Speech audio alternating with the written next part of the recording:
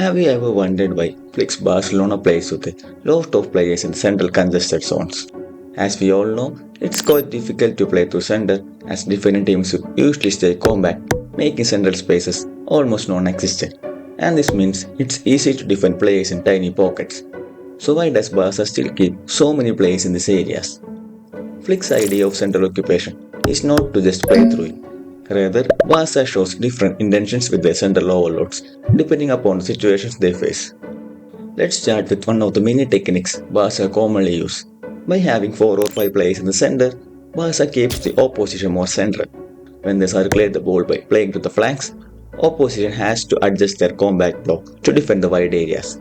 As opposition moves wide, Barca manipulates their midfield line with movements around the ball. Opposition obviously gets dragged with these movements. After multiple such movements, Barca will play the ball back to the center, and often the center protectors will be late to get back to the position. And this will be exploited by using the central attackers who can combine to penetrate the back line. As the ball is played to Balde, center midfielder who is supposed to protect the central zones is dragged wide. Now when the ball is played back, De Jong is free as the center midfielder is still on his way back, and this resulted in the combination play. Whenever the ball is played back from the flanks to the center, opposition will take time to get back in their trained structure, and it creates gaps between the players.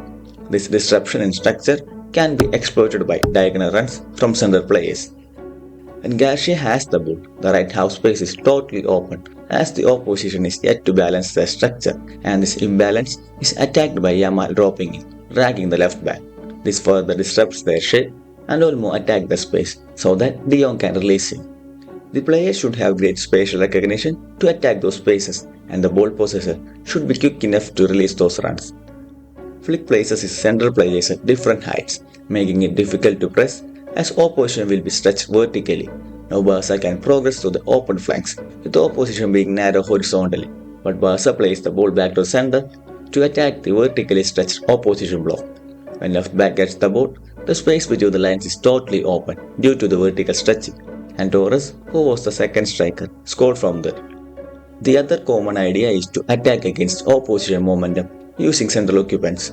As mentioned earlier, they have central players at different heights. When one or two of these players drops towards the ball, their markers will be tempted to follow them, making opposition block to push high.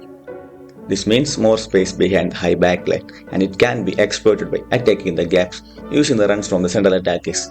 In addition, the ability of deep center midfielders like Pedri plays a key role in executing those penetrative balls to release the runners. Any back pass will pull the opposition towards the ball, and more importantly, the presence of central attackers attracts the attention, and this makes the wide runner free to attack the space. On some occasions, the backline may hesitate to follow the press. The midfield line will be dragged with 3 or 4 central occupants, but backline stay in their position, creating space for the dropping striker. Also, the opposition's horizontal momentum or their tendency to quickly move wide as a block can be exploited using these runs from central attackers. These center players can create confusion in marking duties. With 2 or 3 players positioned between the midfield and defensive line, it's hard for the midfielders to keep track of the movements behind them while facing towards the ball.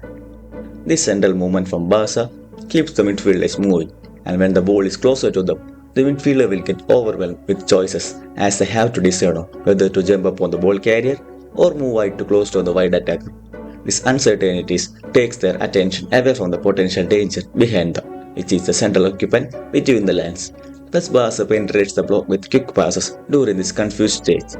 Here both Gavi and De Jong is confusing the right midfielder. He finally decided to jump upon the ball carrier, leaving Gavi free to progress the play. The uncertainty in decision making increases when the defending player has more players close to them, as they have to make more number of choices, and this is one of the core intentions behind these central overloads. Some other common patterns include the use of diagonal passes. Whenever a group of defending players is dragged wide, the horizontal distance between the players will be increased, and the most efficient and quickest way to utilize these gaps is to play diagonal balls through the blocks, as the horizontal movement makes it difficult to defend. When Gavi has the ball, opponent is trying to readjust their shape, and during this phase, ball is played to Pedri. As opposition is in an adjustment phase, gaps are present, and Pedri can exploit this with diagonal passes. If the players opts to attack through the flanks, they could still make use of the central overloads. One or two inside attackers can drift wide while keeping the two others central to pin the defense narrow. Opposition has to focus on defending the interior options, and it can be manipulated by passes between them and positional rotations to disrupt the opposition shape. Once the shape is disrupted, the tempo of the attack can be increased with quick combination play so that the structural flaws can be exploited. When Yamal gets the ball, Firmin and Pedri is trying to equip the interiors, and opposition is following their movements. The back pass invades pressure, stretching opposition vertically, opening up spaces in between, and Barca exploits it with quick third-man combinations, giving no time for opposition to react and ends up attacking the box. It's clear that Barcelona's central attacks aren't just predefined vertical plays. Rather, the players decide on how to face each situation and use various attacking concepts as per the situation demands. It makes the play less predictable as they have multiple ideas to use their central occupation. If you want more content like this, consider subscribing to the channel and leave your thoughts about Barcelona down below.